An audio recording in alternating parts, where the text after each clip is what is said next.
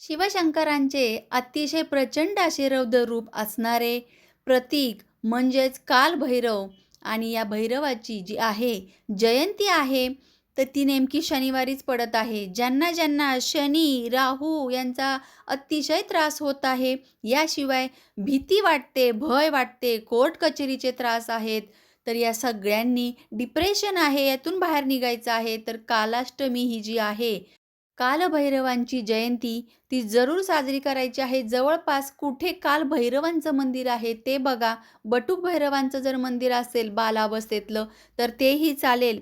कारण कालभैरवांची जे आराधना करतात, ते शत्रूपासून समूळ मुक्ती मिळवतात. संकट, कोर्ट कचेरी या सगळ्यावरती विजय मिळवतात आणि सुख, शांती, संपन्नता प्राप्त करतात. म्हणूनच मंदिरात दर्शन घेताना आपण काय अर्पण करू शकतो, याची डिटेल माहिती मी दिलेली आहे, तर जरूर आपल्या चॅनलवर बघा.